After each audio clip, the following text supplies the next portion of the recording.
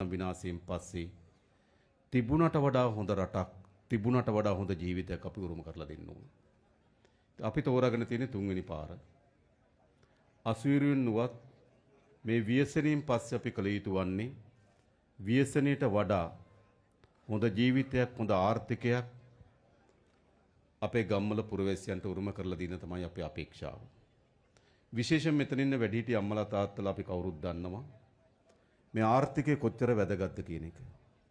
මීට අවුරුදු 3කට 4කට කලින් අපේ ආර්ථිකයේ ඇතිවෙච්ච කඩාවැටීම, බිඳ වැටීම, අර්බුදයේ හේතු කොටගෙන විශාල ලෙස අපේ රටේ ජනතාව පීඩාවටපත් වුණා. තෙල් නැතිවීම, විදුලිය නැතිවීම, ගෑස් නැතිවීම, අත්‍යවශ්‍ය බේස්, කිරිපිටි ආදී දේවල් අහිමි වීම ආදී විශාල ව්‍යසනයකට මුහුණ දුන්නා. Tamanට මෙච්චර ආර්ථික පීඩනයකටපත් වුණාට පස්සේ ජනතාව ඉවසුවෙත් නැහැ, ඉවසන්න ඕනෙත් නැහැ. මොකද මේ ව්‍යසනයේට මේ ගම්වල ජීවත් වෙන අම්මලා තාත්තලාගේ කිසි දායකත්වයක් නැහැ.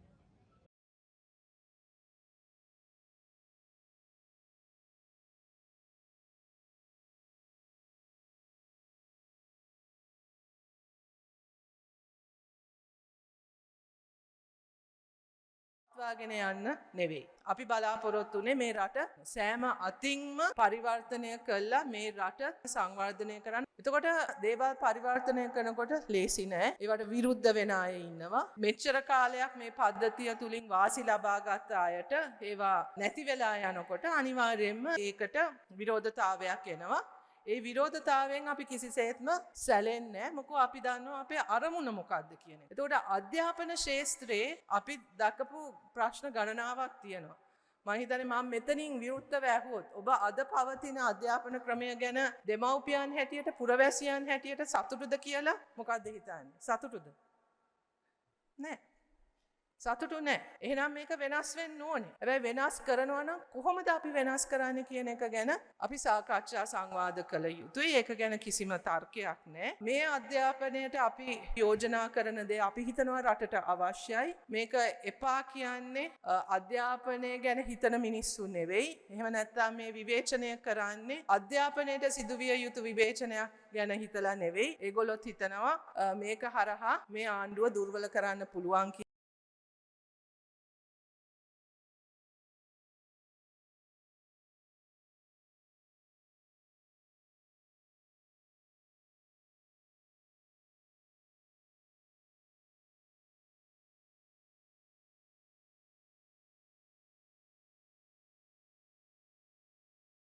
තමයි අද රටේ ලොකුම මාතෘකාව බවට පත් වෙලා තිබෙන්නේ. හැබැයි මාතෘකාව විය යුත්තේ හොඳ තීන්දුව తీරන ගැනීම තුළ. හැබැයි අද මේ මොහොත වෙන විට අධ්‍යාපන ශාස්ත්‍රයේ බරපතල අඩුපාඩුකම් නිර්මාණය වෙලා තිබෙනවා. විශේෂයෙන්ම මේ අධ්‍යාපනය තුළ අසභ්‍ය කරන ප්‍රතිපත්තිය නිර්මාණය වීම නිසා. බරපතලම දේ තමයි අපේ රටේ අධ්‍යාපන ශාස්ත්‍රයේ මේ ප්‍රතිසංස්කරණ නාමයෙන් විධිමත් සාකච්ඡාවක් කරන්න නැතුව, විධිමත් සංවාදයකට යන්නේ නැතුව කඩිමුඩියේම අත්ත වශයෙන්ම PowerPoint presentation හරහා ක්‍රියාත්මක කරනු මේ නව අධ්‍යාපන ප්‍රතිසංස්කරණ මාලා තුලින් අත්ත වශයෙන්ම අපේ රටේ 41 ලක්ෂයක් දූ දරුවන්ගේ මනස දූෂණය කරන තත්වයකට අද නිර්මාණය වෙලා තිබෙනවා. අපේ විවේචනයේ තියෙන අන්න ඒකටයි. අත්ත වශයෙන්ම ප්‍රතිසංස්කරණ සිදු වෙන්නට ඕන.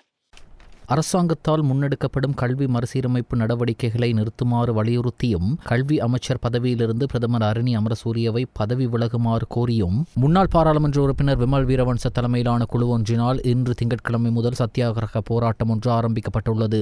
சிறுவர்களுக்கான பெரியவர்கள் என்ற அமைப்பினால் பத்திரமுல்லையில் உள்ள கல்வி அமைச்சுக்கு முன்னால் இன்று திங்கட்கிழமை காலை முதல் இந்த சத்தியாகிரக போராட்டத்தை முன்னெடுக்க தீர்மானிக்கப்பட்டுள்ளது. இந்த போராட்டத்தை ஆரம்பிக்க முன்னர் நேற்றைய தினம் மகாநாயக்க தேரர்களை விமல் வீரவன்ச உள்ளிட்ட குழுவினர் சந்தித்துள்ளனர். மாநாயக்க தேரர்களை சந்தித்த பின்னர் ஊடகங்களுக்கு கருத்து தெரிவித்த வீரவன்ச கூறுகையில், சிறுவர்களுக்கான பெரியவர்கள் என்ற அமைப்பின் சார்பிலேயே நாங்கள் மகாநாயக்க தேரர்களை சந்திக்க வந்துள்ளோம். அரசாங்கத்தினால் அவசரமாக செய்ய முயற்சிக்கப்படும் புதிய கல்வி மறுசீரமைப்பு அவ்வாறே செய்யப்பட்டால் ஏற்படக்கூடிய அழிவுகள் தொடர்பில் நாங்கள் மகாநாயக்க தேரர்களை சந்தித்து கூறியுள்ளோம் என்றார். අධ්‍යාපනය තමයි රටේ ප්‍රධානම මාතෘකාව. මං හිතන්නේ අධ්‍යාපනයටත් වඩා මාතෘකාව අගමැතිනිය ගැන. අධ්‍යාපනයත් අපි ඇවිල්ලා දැන් ඉන්නේ පරිවර්තනීය තැනක. දේශපාලනය ගත්තමත් අපි ඉන්නේ පරිවර්තනීය තැනක. හැම පැත්තක්ම ගත්තම එහෙමයි. අධ්‍යාපන පරිවර්තනය ගැන ප්‍රතිසංස්කරණ නමින් හරි කතා කරන විරෝධතා දක්වන අගමැතිනිය ගැන කතා කරන ඒ අය දිහා බැලුවමත් ඒ අයගේ අධ්‍යාපන මට්ටම හොඳට පේනවා. ඒගොල්ලෝ හිතන් ඉන්නේ අධ්‍යාපන පරිවර්තනයක් කියන්නේ කුණුහරුප. කවුරු හරි සමාජ මාධ්‍යවල අගමැතිතුමියට අපහාස කරනවා නම් අගමැතිතුමියට පුළුවන් ඒ සම්බන්ධව නීති ක්‍රියාමාර්ග ගන්න. අගමැතිතුමියට පුළුවන් අපහාස නඩුවකට යන්න. ගිහලා මේ රටේ නීති තියෙනවා ඒ වන්දි ඉල්ලන්න. ඒවා කලින්ොත් හිටපු දේශපාලන නායකයෝ Tamanට අපහාස කරාම කරලා. වෙන රටවල මේ අධ්‍යාපනය සඳහා මේ අන්තර්ජාලය ඔය විදිහට නිදහසේ පරිහරණය කරන්න දීලා නැහැ. ඒක පැහැදිලිවම කියන්න ඕනේ. නිසා මේක බරපතල අර්බුදකාරී තත්ත්වයක්. මේක අංගගෙන කරපු නිසා තමයි මේ ඔක්කොම වෙලා. වෙන රටවල මේ අධ්‍යාපනය සඳහා මේ අන්තර්ජාලය ඔය විදිහට නිදහසේ පරිහරණය කරන්න දීලා නැහැ. ඒක පැහැදිලිවම කියන්න ඕනේ. නිසා මේක බරපතල අර්බුදකාරී තත්ත්වයක්. මේක අංගගෙන කරපු නිසා තමයි මේ ඔක්කොම වෙලා. වෙන රටවල මේ අධ්‍යාපනය සඳහා මේ අන්තර්ජාල தித்வா அனர்த்தத்திற்கு பின்னரான மறுசீரமைப்பு பணிகளுக்காக இந்தியா வழங்கியுள்ள 450 மில்லியன் அமெரிக்க டாலர் நிதியுதவி திட்டத்தின் கீழ் முதலாவது பெய்லி பாலம் நேற்று முன்தினம் உத்தியோகபூர்வமாக திறந்து வைக்கப்பட்டது. கண்டி ராகல வீதியில் உள்ள P492 நெடுஞ்சாலையில் அமைக்கப்பட்டுள்ள 100 அடி நீளமுடைய இந்த பெய்லி பாலத்தை இலங்கைக்கான இந்திய உயர்ஸ்தானிகர் சந்தோஷ் ஜா, போக்குவரத்து மற்றும் நெடுஞ்சாலைகள் பிரதி அமைச்சர் கலாநிதி பிரசன்ன குணசேன மற்றும் கல்வி உயர்கல்வி பிரதி அமைச்சர் கலாநிதி மதுர செனிவிரத்ன ஆகியோர் இணைந்து திறந்து வைத்தனர். கடந்த டிசம்பர் 22-23 தேதிகளில் இந்திய வெளிவகார அமைச்சர் கலாநிதி எஸ் ஜெயசங்கர் இலங்கைக்கு மேற்கொண்ட விஜயத்தின் போது 450 மில்லியன் நிதி உதவி பொதி அறிவிக்கப்பட்டது. அந்த அறிவிப்பு வெளியான 3 வாரங்களுக்குள் இந்த பாலப்பணிகள் நிறைவு செய்யப்பட்டு மக்கள் பயன்பாட்டிற்கு வந்துள்ளது என்று இந்திய உயர்ஸ்தானிகர் ஆலயம் அறிவித்துள்ளது. சீன வெளியுறவு அமைச்சர் வாங்கி தனது ஆப்பிரிக்க பயணத்தை முடித்துக் கொண்டு இன்று இலங்கைக்கு உத்தியோகபூர்வ விஜயத்தை மேற்கொண்டுள்ளார். கடந்த 36 ஆண்டுகளாக சீன வெளியுறவு அமைச்சர்கள் ஆண்டின் முதல் வெளிநாட்டு பயணத்தை ஆப்பிரிக்க நாடுகளுக்கே மேற்கொண்டு வரும் மரபை தொடர்ந்து எத்தியோப்பியா, சோமாலியா, தான்சானியா மற்றும் லெசோதா ஆகிய நாடுகளுக்கான விஜயங்களை நிறைவு செய்த பின்னரே அவர் கொழும்புக்கு தனது விஜயத்தை மேற்கொண்டுள்ளார். 2022 ஆண்டு ஜனவரி மாதத்திற்கு பிறகு வாங்கி இலங்கைக்கு மேற்கொள்ளும் மிக முக்கியமான விஜயமாக இது கருதப்படுகிறது. குறிப்பாக தித்வா சூறாவளியால் பாதிக்கப்பட்டுள்ள இலங்கையில் மறுசீரமைப்பு பணிகளுக்காக சீனாவால் விசேட நிதியுதவி திட்டம் அறிவிக்கப்படலாம் என்ற எதிர்பார்ப்பு எழுந்துள்ளது. இந்நிலையில் சீன ஆய்வுக்கால கப்பல்கள் இலங்கைக்கு வருவதற்கு விதிக்கப்பட்டுள்ள தடைகள் இரு நாடுகளுக்கும் இடையிலான உறவில் நீண்டகால நெருக்கடியாக தொடர்கின்றன. புதிய முதலீட்டு திட்டங்களை அறிவிப்பதில் சீனா காட்டி வரும் பின்னடிப்புகளுக்கான காரணமாக இந்த ஆய்வு கப்பல் விவகாரம் பார்க்கப்படுகிறது. வாங்கியின் விஜயத்தின் போது இந்த விவகாரம் தொடர்பில் எத்தகைய இணக்கப்பாடுகள் எட்டப்படும் என்பது அரசியல் மற்றும் ராஜதந்திர ரீதியாக பெரும் முக்கியத்துவம் பெற்றுள்ளது. அண்மையில் சீன கம்யூனிஸ்ட் கட்சியின் உயர்மட்ட குழுவினர் மக்கள் விடுதலை முன்னணியின் தலைமையகத்திற்கு விஜயம் செய்து பேச்சுவார்த்தைகளை முன்னெடுத்திருந்தனர். இந்த பின்னணியில் சீனாவின் 15வது ஐந்தாண்டு திட்டத்தின் ஒரு பகுதியாக இலங்கைக்கான உதவிகளை உறுதிப்படுத்துவதே வாங்கியின் விஜயத்தின் பிரதான நோக்கமாக கருதப்படுகிறது.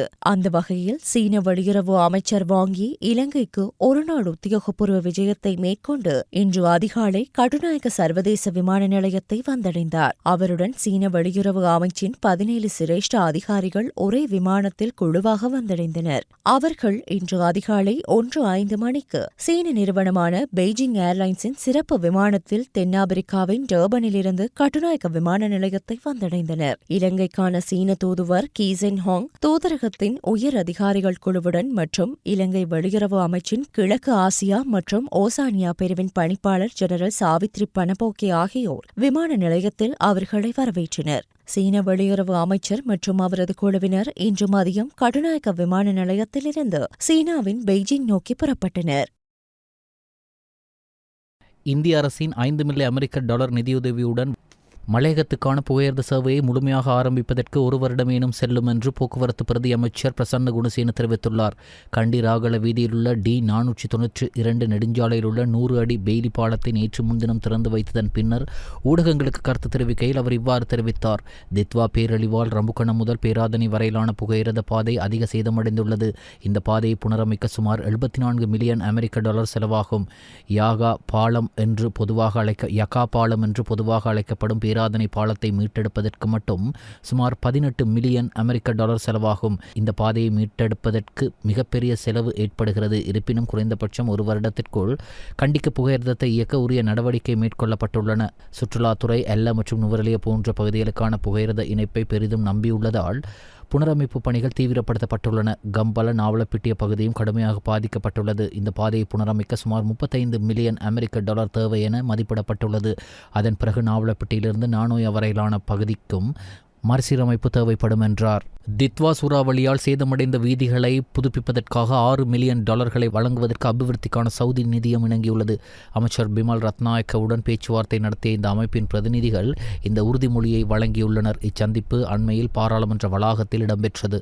தபால் திணைக்களத்திற்கு 2025ஆம் ஆண்டு திரைசேரியால் வழங்கப்பட்ட வருமான இலக்கை விட அதிக வருமானம் ஈட்டுவதில் தபால் துறை வெற்றி பெற்றுள்ளதாக தற்போதைய தபால் மா அதிபர் ருவான் சத்குமார தெரிவித்தார். 2025ஆம் ஆண்டுக்காக திரைசேரியால் தபால் திணைக்களத்திற்கு வழங்கப்பட்ட வருமான இலக்கை விட தபால் திணைக்களத்திற்கு 13,100 மில்லியன் ரூபாய் வருமானம் கிடைத்துள்ளதாகவும் தபால் மா அதிபர் கூறினார். இது தொடர்பாக அவர் மேலும் தெரிவிக்கையில், கடந்த ஆண்டில் தபால் திணைக்களத்திற்கு புதிய ஆட்சேர்ப்பு இடம்பெற்றுள்ளதுடன் நிரந்தர நியமனங்களும் வழங்கப்பட்டுள்ளன.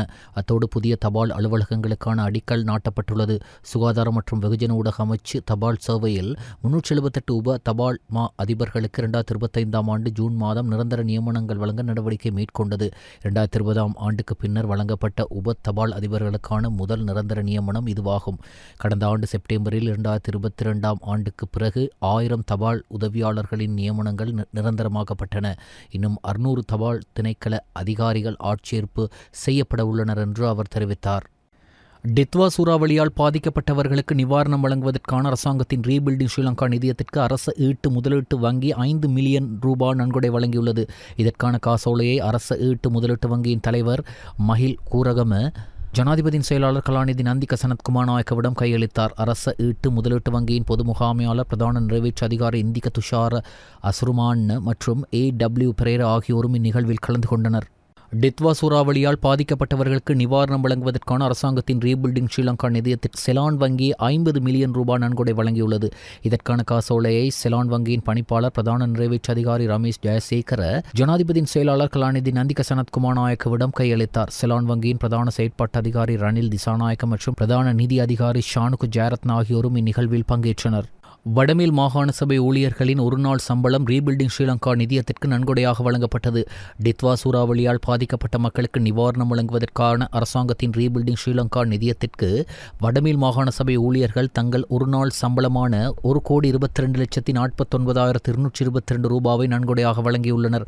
அதன்படி வடமேல் மாகாண கூட்டுறவு அபிவிருத்தி ஆணையாளர் வசந்த குணசேகர ஜனாதிபதியின் செயலாளர் கலாநிதி நந்திக சனத்குமார் நாயக்கவிடம் இதற்கான காசோலையை கையளித்தார். வடமேல் மாகாண கமத்தொழில் அமைச்சின் செயலாளர் EMMS ஏக்கநாயக்க, வீதி அபிவிருத்தி திணைக்களத்தின் பணிப்பாளர் NP குமாரசிங்க, வடமேல் மாகாண சபையின் கணக்காளர் அனுபமா அபேசிங்க, குளியாப்பிட்டி வலய கல்வி பணிப்பாளர் பந்துலானி பஸ்நாயக்க, சமூக அபிவிருத்தி அதிகாரி அஜந்தா வீரசேகர் ஆகியோரும் இந்நிகழ்வில் கலந்து கொண்டனர். அமெரிக்க கல்லூரி உயர்கல்வி நிறுவனத்தின் வருடாந்த பட்டமளிப்பு நிகழ்வு நுவரெலிய சினிசிட்டா மண்டபத்தில் இடம்பெற்றது. கல்லூரியின் ஸ்தாபகர் S. சந்திரமோகன் தலைமையில் இடம்பெற்ற இந்நிகழ்வில் கல்லூரியின் பயின்று கற்கை நெறிகளை பூர்த்தி செய்த மாணவர்களுக்கு பட்டமளிப்பு செய்து வைக்கப்பட்டதோடு டிப்ளோமா பூர்த்தி செய்த மாணவர்களுக்கு சான்றிதழ்களும் வழங்கி வைக்கப்பட்டன. இதன்போது பேராதனை பல்கலைக்கழக பேராசிரியர் S. விஜயச்சந்திரன், திறந்தவெளி பல்கலைக்கழக விரிவுரையாளர் சண்முகவடிவு, வளப்பண வலய கோட்ட கல்வி பணிப்பாளர் V. யோகராஜ், நுவரெலிய கோட்ட கல்வி பணிப்பாளர் J. நிக்கலஸ், நுவரெலிய மாநகர சபை பிரதி மேயர் யோகராஜ், கல்லூரி நிர்வாக பணிப்பாளரும் முன்னாள் நுவரெலிய கோட்ட கல்வி பணிப்பாளருமான கந்தையா காந்தரூபன், மஸ்கலிய பிராந்திய இணைப்பாளர் R. மேகநாதன் மற்றும் கொத்மல நுவரெலிய கல்வி வலய அதிபர்கள் என பலரும் கலந்து கொண்டனர்.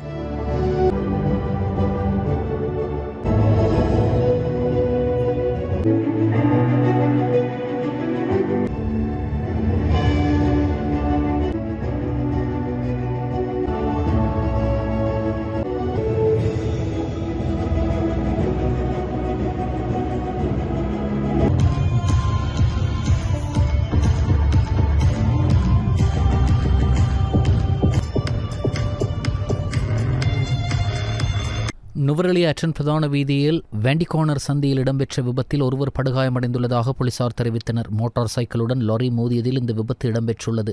இதில் மோட்டார் சைக்கிள் சாரதி படுகாயமடைந்து நுவரெலிய மாவட்ட பொது வைத்தியசாலையில் அனுமதிக்கப்பட்டுள்ளார் என்று அதிகாரிகள் தெரிவித்தனர். நுவரெலிய பொரலந்த பகுதியிலிருந்து அட்டன் நோக்கி சென்ற மோட்டார் சைக்கிள் எதிர் திசையில் அட்டன் பகுதியிலிருந்து நுவரெலிய பீட்ரூ நோக்கி சென்று கொண்டிருந்த லாரி மோட்டார் சைக்கிள் மீது மோதியதில் இவ்விபத்து சம்பவித்துள்ளதாக தெரிய வந்துள்ளது. இந்த விபத்தில் மோட்டார் சைக்கிளும் பலத்த சேதமடைந்துள்ளது. இவ்விபத்து தொடர்பான விசாரணையை நுவரெலிய போலீசார் மேற்கொண்டு வருகின்றனர். மலையக தமிழர்களின் தொழில் உரிமை, மொழி உரிமை, பொருளாதார உரிமை உட்பட உரிமை போராட்டத்தில் உயிர் நீத்த மலையக தியாகிகளை நினைவுகூரும் மலையக தியாகிகள் தினம் சனிக்கிழமை கொட்டகலையில் நடைபெற்றது. பிரதான நினைவேந்தல் நிகழ்வு பல்வேறு கலை நிகழ்ச்சிகளுடன் காலை 10 மணிக்கு பிடித்தளராதே அமைப்பின் ஏற்பாட்டில் கொட்டகல கொமர்ஷியல் வளாகத்தில் நடைபெற்றது. பொதுமக்கள், சமூக செயற்பாட்டாளர்கள், மனித உரிமை ஆர்வலர்கள், ஆன்மீக தலைவர்கள், அரசியல் செயற்பாட்டாளர்கள் உட்பட பலரும் கலந்து கொண்டு மலையக தியாகிகளுக்கு அஞ்சலி செலுத்தினர். தியாகிகளை நினைவு கூர்ந்து பொது நினைவுச்சுடர் ஏற்றப்பட்ட பின்னர் நினைவேந்தல் நிகழ்வு ஆரம்பமானது. கலை கலாச்சார நிகழ்வுகளும் இடம்பெற்றன. நினைவேந்தல் நிகழ்வை தொடர்ந்து அமைச்சின் உறுப்பினர்கள், சிவில் அமைப்பு மற்றும் அரசியல் இயக்கங்களின் பிரதிநிதிகளின் உரைகளும் இடம்பெற்றன. இந்த தற்பொழுது இந்த டித்வா புயலால் நாட்டில் ஏற்பட்ட பெயர்களானது ஆனால் இந்த நிலத்துக்கு சொந்தமானவர்கள் அதிகமான வேலைகளை திணிச்சு எங்களுடைய முப்பாட்டனை எங்களுடைய முன்னோர்களை வடக்கு, வடமத்திய, ஊவா, கிழக்கு மற்றும் மத்திய மாகாணங்களிலும் ஹம்பாந்தோட்டை மாவட்டத்திலும் அவ்வப்போது மழையோ அல்லது இடியுடன் கூடிய மழையோ பெய்யக்கூடும் என வளிமண்டலவியல் திணைக்களம் எதிர்வு கூறியுள்ளது. கிழக்கு மற்றும் ஊவா மாகாணங்களின் சில இடங்களில் 50 மில்லிமீட்டருக்கும் அதிகமான ஓரளவு பலத்த மழை பெய்யக்கூடும். நாட்டின் ஏனைய பகுதிகளில் பிற்பகல் 1 மணிக்கு பின்னர் மழையோ அல்லது இடியுடன் கூடிய மழையோ பெய்யக்கூடும். வடமேல், மேல் மற்றும் சப்ரகமோ மாகாணங்களின் சில இடங்களில் 75 மில்லிமீட்டர் அளவிலான ஓரளவு பலத்த மழை பெய்யக்கூடும். மேல் சப்ரகமுவா மற்றும் மத்திய மாகாணங்களிலும், காலி, மாத்தறை மற்றும் குருநாகல் மாவட்டங்களிலும் காலை வேளையில் பனிமூட்டமான நிலை காணப்படலாம். இடியுடன் கூடிய மழை பெய்யும் போது தற்காலிகமாக ஏற்படக்கூடிய பலத்த காற்று மற்றும் மின்னல் தாக்கங்களினால் ஏற்படக்கூடிய பாதிப்புகளை குறைத்துக் கொள்ள தேவையான முன்னெச்சரிக்கை நடவடிக்கைகளை எடுக்குமாறு பொதுமக்கள் அறிவுறுத்தப்பட்டுள்ளனர். ஈரானில் அதிகரித்துள்ள பணவீக்கம், அத்தியாவசிய பொருட்களின் விலையுயர்வு, பொருளாதார தேக்கநிலை உள்ளிட்டவற்றால் விரக்தி அடைந்துள்ள மக்கள் அந்நாட்டு அரசாங்கத்திற்கு எதிராக வீதிகளில் இறங்கி போராட்டத்தில் ஈடுபட்டு வருகின்றனர். கடந்த ஆண்டு டிசம்பர் மாதம் 28ஆம் தேதி தொடங்கிய மக்களின் போராட்டம் ஈரானில் 31 மாகாணங்களில் 100 நகரங்களில் 15 நாட்களாக நீடித்து வருகிறது. ஆர்ப்பாட்டக்காரர்களை கட்டுப்படுத்த பாதுகாப்பு படையினர் கடமையில் ஈடுபட்டுள்ள நிலையில் பலர் கைது செய்யப்பட்டும் வருகின்றனர். வன்முறையை தடுக்கும் நோக்கில் நாட்டின் பல்வேறு பகுதிகளிலும் இணையதள சேவை முடக்கப்பட்டுள்ளது. சில அரச ஊடகங்கள் மட்டுமே செயல்பட அனுமதி அளிக்கப்பட்டுள்ளது. இந்நிலையில் ஈரானில் இடம்பெற்று வரும் ஆர்ப்பாட்டத்தில் 500 பேர் வரை பலியானதாக அமெரிக்காவை அடிப்படையாக கொண்ட மனித உரிமைகள் அமைப்பு ஒன்று அதிர்ச்சி தகவலை தெரிவித்துள்ளது. அவர்களில் 8 குழந்தைகளும் அடங்குவதாக தெரிவிக்கப்படுகின்றது. போராட்டத்தில் ஈடுபட்டவர்களில் 10,600 பேர் இதுவரை கைது செய்யப்பட்டுள்ளதாக கூறப்படுகின்றது. இந்த சூழலில் ஈரானின் சட்டமா அதிபர் முகமது முவாஹிதி ஆசாத் அரசு தொலைக்காட்சியில் வெளியிட்டுள்ள ஊடக அறிக்கையில், ஆர்ப்பாட்டத்தில் ஈடுபடுபவர்கள் கலகக்காரர்களுக்கு உதவுபவர்கள் அல்லது வன்முறையில் பொருட்களை சூறையாடுபவர்கள் மற்றும் பாதுகாப்பின்மையை ஏற்படுத்துபவர்களுக்கு எதிராக கடுமையான சட்ட நடவடிக்கை எடுக்கப்படும் என்று கூறியுள்ளார். அந்த குற்றவாளிகள் அனைவருக்கும் ஒரேவித தண்டனைதான் கிடைக்கும். அவர்களுக்கு எந்தவித கருணையும் காட்டக்கூடாது என அவர் சட்டத்தரணிகளுக்கு அறிவுறுத்தியுள்ளார். ஈரானின் பதற்ற நிலைக்கு உலக நாடுகளின் தலைவர்கள் வருத்தம் தெரிவித்துள்ளனர். இந்நிலையில் வத்திக்கானில் பாப்லியோ இறைவணக்க நிகழ்ச்சிக்கு பின்னர் கூடியிருந்த கூட்டத்தினரின் முன் பேசும்போது, ஈரான் மற்றும் சிரியா போன்ற மத்திய கிழக்கு பகுதிகளில் தொடர்ச்சியான பதற்ற நிலையால் மக்கள் பலர் பலியாகி வருகின்றனர். அவர்களுடன் என்னுடைய எண்ணங்கள் உள்ளன. ஒட்டுமொத்த சமூகத்தின் நலனுக்காக பேச்சுவார்த்தை நடைபெறும் என நம்புகிறேன். அதற்காக வேண்டிக் கொள்கிறேன் என்றார். இதேபோன்று பின்லாந்து ஜனாதிபதி அலெக்சாண்டர் ஸ்டஃப் கூறும்போது, வன்முறையை தவிர்க்க வேண்டும் என ஈரானிய அதிகாரிகளை வலியுறுத்தினார். அயர்லாந்து, இஸ்ரேல் ஆகிய நாடுகளின் வெளியுறவுத்துறை அமைச்சர்களும் ஈரான் சூழல் பற்றி வருத்தம் தெரிவித்துள்ளனர். ஆஸ்திரேலியாவில் 16 வயதிற்குட்பட்ட சிறுவர்கள் சமூக வலைதளங்களில் கணக்குகள் வைத்திருப்பதை தடை செய்யும் புதிய சட்டம் கடந்த டிசம்பரில் அமலுக்கு வந்ததை அடுத்து அதன் முதல் நாட்களிலேயே மெட்டா நிறுவனம் சுமார் 5.5 லட்சம் கணக்குகளை முடக்கியுள்ளது. ஆஸ்திரேலியா இந்த சட்டத்தின் கீழ் 16 வயதிற்குட்பட்ட சிறுவர்களின் இன்ஸ்டாகிராம், முகநூல் உள்ளிட்ட உலகின் பிரபலமான சமூக வலைதளங்களில் கணக்குகள் வைத்திருப்பதை தடுக்க வேண்டும் என கட்டாயப்படுத்தப்பட்டுள்ளது. உலக நாடுகள் கவனித்து வரும் சமூக வலைதளங்களின் தடை சிறுவர் சிறுவர்கள் தீய வழிகளுக்கு செல்வதிலிருந்து பாதுகாப்பது அவசியம் என மெட்டா நிறுவனம் வலியுறுத்தியுள்ளது. இளைஞர்களை பாதுகாக்க மேலும் நடவடிக்கைகள் தேவை என்பதில் தாங்களும் உடன்படுவதாக மெட்டா உள்ளிட்ட நிறுவனங்கள் தெரிவித்துள்ளன. புதிய சட்டத்தின் முதல் வாரத்தில் இன்ஸ்டாகிராமில் 3,30,639 கணக்குகள், முகநூலில் 1,73,497 கணக்குகள் மற்றும் த்ரெட்ஸ் தளத்தில் 39,916 கணக்குகள் முடக்கப்பட்டதாக மெட்டா தெரிவித்துள்ளது. 2025 ஆண்டின் அமைதிக்கான நோபல் பரிசு வென்ற வெனிசுலா எதிர்க்கட்சித் தலைவர் மரியா கொரினோ மச்சோடோ தனது பரிசை அமெரிக்க ஜனாதிபதி டொனால்டு டிரம்புடன் பகிர்ந்து கொள்ள விரும்புவதாக தெரிவித்துள்ளார்.